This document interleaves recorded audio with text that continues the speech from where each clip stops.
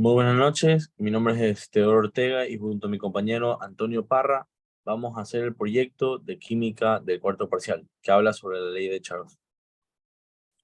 Introducción. La ley de Charles fue planteada por un científico llamado Jack Charles. Él estaba haciendo un experimento sobre un objeto con presión constante. Luego halló el volumen y la temperatura de este contenedor y encontró que mediante un experimento de elevar la temperatura, encontró una relación que es directamente proporcional entre el volumen y la temperatura. Básicamente, a medida que aumentaba la temperatura, el volumen del gas también aumentaba, o viceversa.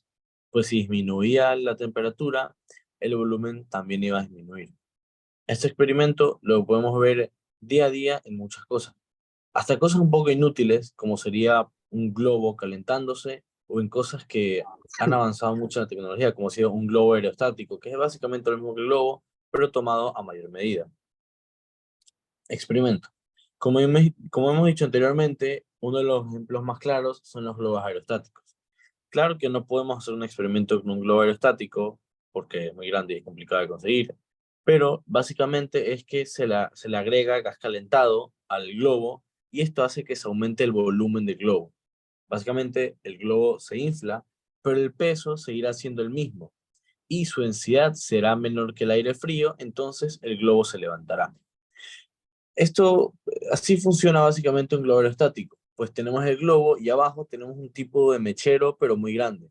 Lo que hace este mechero es meter aire caliente al globo y debido a este calentamiento, como podemos ver, aumenta el volumen, pero el peso sigue siendo el mismo, lo cual hace que el globo empiece a levantarse. El control de este globo básicamente funciona que si tú levantas la flama, el globo sube y si le bajas la flama, el globo baja. Ahora mi compañero Antonio va a hablar sobre el planteamiento de un problema. Bueno, profe, buenos días. El planteamiento del problema es un gas con un volumen de 200 litros se enfrió hasta menos 50 grados Celsius. En el proceso, su volumen se redujo a 70 litros. Entonces, el problema es a qué temperatura se encontraba inicialmente el debido gas. Sí.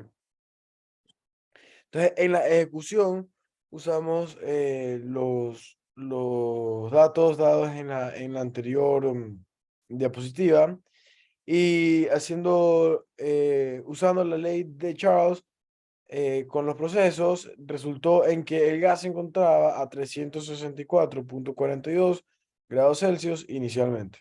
Y a continuación, mi compañero Enrique Ortega va a hacer una simulación.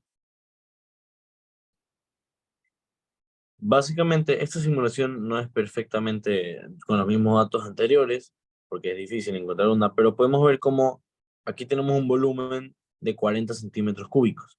Aquí tenemos básicamente una temperatura que está en Kelvin, que es Kelvin, para hacerlo se necesita coger los grados centígrados y sumarle 273,15.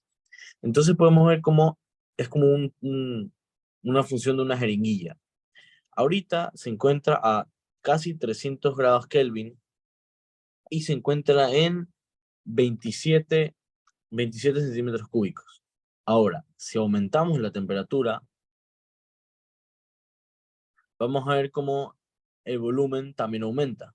Entonces, ahora está a 339,15 de Kelvin y el volumen subió casi hasta 30. Ahora, aquí tenemos una pequeña tabla. Vamos a bajar la temperatura para ver cómo baja. Aquí tenemos una pequeña tabla que demuestra el cambio. Ahora, no lo ha pasado todavía, pero en un tiempo, cuando baje más del 22 originalmente, se va a ver aquí, perfecto. Se puede ver cómo básicamente vamos a tener una recta, que básicamente es lo que demuestra la constante de Kelvin, que es como a medida que baja la temperatura, es directamente proporcional a cómo baja el volumen.